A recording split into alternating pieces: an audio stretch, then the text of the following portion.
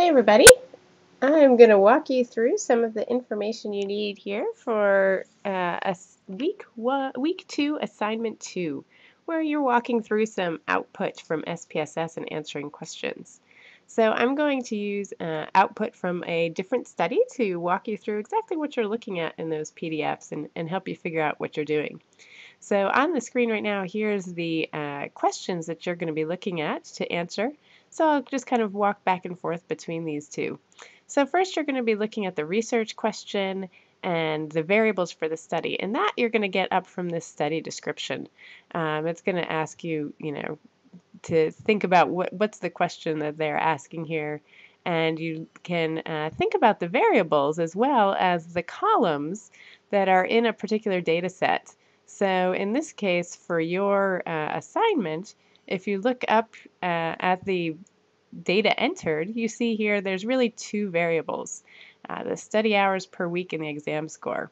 The participant's not really a variable, it's more just a count of so you can keep track of who's who as you enter the data. So your variables you can think of as columns. Sorry about that pop-up there. So that's what you're going to think about variables, and then read how they are measured up here, and that's going to tell you about whether they're nominal or ordinal or interval, etc. The next piece is descriptive statistics. So this is when you think about the central tendency and variability, and then the shape of each distribution. So I am going to go over to, as I said, a different data set so that we can get an example of this. And in this data set, I have two variables. One is feelings of hopelessness, and the other one is depression. So when I look at here in this statistics table, it's a little bit smaller than the one in your output, but it has the same kinds of information. Central tendency are the measures that tell us where the middle is. And there's different ways of thinking about where the middle is when we have a whole bunch of scores. So we want to think about one way, of course, is the mean. And that's going to tell us really the arithmetic average. Good grief. The arithmetic average there. Or we can look at the median, and that's really the middle score, or the mode is the most common score. And so all three of those tell us in a different way where kind of the middle of something is. And then so that's central tendency. Where is central meaning middle? What does the middle look like? The next piece that it asks for is variability. So how spread out are the scores? And that's where we look at measures like the standard deviation. And that's the main way that we tell how spread out they are. So if you think about the middle is 3.44, in this case we're on a 1 to 5 scale, and the standard deviation is about a 1.87. So again, that's telling us if this is a small number, it means all the scores are grouped really close to the mean. If it's a large number, it means they're really spread out. In this case, it's kind of a medium number, and you kind of can compare it to the 1 to 5 scale. So this is 2 points on a 1 to 5 scale. It's kind of a medium amount. And so there's just kind of some average spread out here. Now we can look down. The question also asked you what is the shape of the distribution? And we can see how spread out the data is by looking at these histograms or these graphs. And you have graphs of your data as well. And what we're looking for first is to see how many, does it seem like there's kind of one peak in the data, like here for depression, one highest point, and the things are kind of moving up towards it. This looks like a standard kind of bell curve. On the other hand here with hopelessness, we see data is more kind of skewed towards this side, the low side of the scale, where people don't have very high feelings of hopelessness, which is a good thing probably. And these other pieces here, as we get out towards the high end of the scale, we have fewer and fewer people out here. So what this is telling us is, for instance, that about 45 people had a score of 1, about 40 people had a score of 2, about 37 had a score of 3. So that's how you read this. It's telling you how many people had each score along the bottom. And it's telling you the shape of distribution. So we can look at its bell-shaped, or we can look at its skewed to the left or to the right. And we can see if it's unimodal, meaning it has one big peak, or multimodal, meaning it has a number of peaks. And even though this is skewed, it still really has one peak here at the very far left. So it'd still be unimodal. So that's what it's looking for when we talk about what are the measures of essential tendency and variability and the shape of the distribution. So this is the central tendency is mean, median, mode, variability, standard deviation, and distribution. You're going to look at that graph and describe what it looks like. All right. So next comes the correlation piece. So we want to look at the results of the correlation analysis. What does the scatter plot look like? I'm actually going to go over to your assignment for this one because the scatter plot on the one that I'm looking at is not very nice. So here's your assignment, measures of central tendency. Here's your histograms. Now here's your scatter plot. So this is the average study per week, and this is their grades. So what you're looking at here is, do they tend to go up together? A different formation, they tend to go down. It might be a diagonal line, or it might just be a big circle. And all that's going to tell you a little bit about the relationship between these two variables. So the scatter plot you're looking at here is showing you as one variable goes up, the values of the other variable tend to go up too.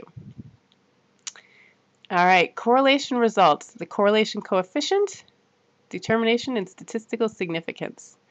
All right, so I'm going to go back to my other example here and go back to the correlation table. So this is what you're really looking at here. There's two main things. So when you look at this table, you're looking for one number that's the correlation between these two variables. So do not get distracted by these ones. This is just telling you, because this is a matrix, this is just the correlation of depression to depression. Any variable correlated to itself is 1. So ignore the ones. You're looking for the number that's for the row and the column of depression and feelings of helplessness. So the correlation here is 0.66. In APA format, we always report to 2 decimal places. So that gives us 0.66. We round. If this third number was 5 or greater, we would round up to 0.67. So remember, correlation goes from -1 to +1. The closer it is to +1 means the stronger the relationship in a positive direction, and negative would mean the stronger the relationship in the negative direction. So 0.66. And then this significance number here is 0.00. Now, as I talk about in the instructor guidance this week, this is a probability number. And remember, we're always looking at, in our sample, we see the correlation is 0.66. And now we want to know what's the probability of this correlation being true in the population. And so we can't measure the whole population, so we make an inference. And so this is the probability of that. Now, here's where it gets a little confusing because it goes backwards. It's actually the probability of this correlation, this relationship not being true in the population. So we want a small number because it's really, that would mean there's a small probability that it's not true. So 0.05 is always the cutoff we use. So if it's less than 0.05, we say there is a significant relationship.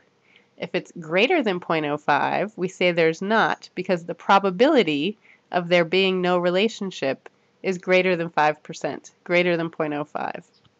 So this is a very important number, and this is really the number that you're going to look at to determine whether something is significant, whether there is likely a relationship in the population. So for every test we run from here on out, that significance number is very important. It's also called a p-value, the probability value. All right, so you're going to be looking, so you're going to say the correlation is 0.66. The probability of that being true in the population is less than 0.05. Now, it's not really 0. It's probably 0.0000234 something, but it's only 2 decimal places here.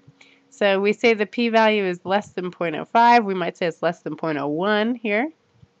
And so it is likely that there is a relationship in the population because the probability that there is not a relationship is very, very small. All right, so that's how you know what the correlation is in the sample and how likely that correlation is to exist in the population. All right, so let's go back here. So what conclusions can we draw and not draw? Check out that instructor guidance. Be very careful. Do not say anything about causing, one variable causing the other.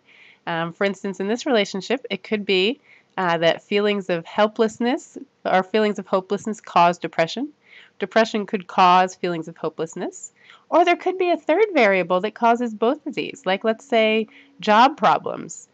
could cause both depression and feelings of hopelessness. So we can't know based on a correlation. We can never know which one causes the other or whether there's some third variable that's causing this relationship. A lot of news articles you'll see infer causality from correlation, and that is incorrect. That is the wrong thing to do. All right. So you'll continue to work through and answer these questions. And then finally, regression. So although we can't refer causality, if we have the values of one variable, with a regression we still can predict what the other variable will be. Not saying it causes it, but we can take a guess at what the value of that variable will be. So to figure out the predictor and the outcome, again, you're going to look at the question up here that's being asked. And then what is the regression equation and how do we utilize it? So again, I talk about this in the instructor guidance, but let me show you how it looks here. So if we go down to our regression output, there is a table here with coefficients. And right here in this section that I'm circling right here are the numbers that you're going to use for your regression equation. So in this case, we are predicting depression scores from feelings of hopelessness. So if we know your feelings of hopelessness, we can use this equation to predict your depression. And what we do is we take 0.639, this number, times your feelings of hopelessness score, and then we add 1.769. So in your case, you're always going to multiply the score here times this. So your regression equation will be depression equals 1.769 plus feelings of hopelessness times 0.639. All right, so then to figure out a score, we could substitute in, say, feelings of hopelessness score of 4, and we would take 4 times this number, we would add in this number, and we would get our predicted number for our feelings of depression. So that's how you're going to create a regression equation. And again, I talked through that in the instructor guidance, point to these areas as well, but I wanted to show you where they were on the output. So that's how you make a regression equation. Now, because we know that this is not a perfect prediction, there's lots of other variables involved too, there's going to be error in this prediction. So when we get that answer of what we predict your depression will be, sometimes it'll be right on, sometimes it'll be too high, sometimes it'll be too low, but we can tell on average how off it will be by this number right here, which is the error of the estimate. So when it asks you about prediction error, you're going to look right here and say, on average, this prediction will be off by 1.35 points. Now, it might be higher than that, it might be lower than that, but on average, if we did a whole bunch of these predictions of depression scores, they would be off by an average of 1.35. So that's your prediction error and where to find it. So you can talk about what conclusions you might and might not make, and any issues you see about interpreting and how to think about this data. But I hope that helped walk you through the output and see what you were looking at here. Again, the keys are going to be for the regression equation, this coefficients table that you'll have in yours. For the prediction error, this model summary, standard error of the estimate. And to figure out the correlation, here's your correlation and your significance value. As always, please ask if you have questions, and I look forward to reading your papers.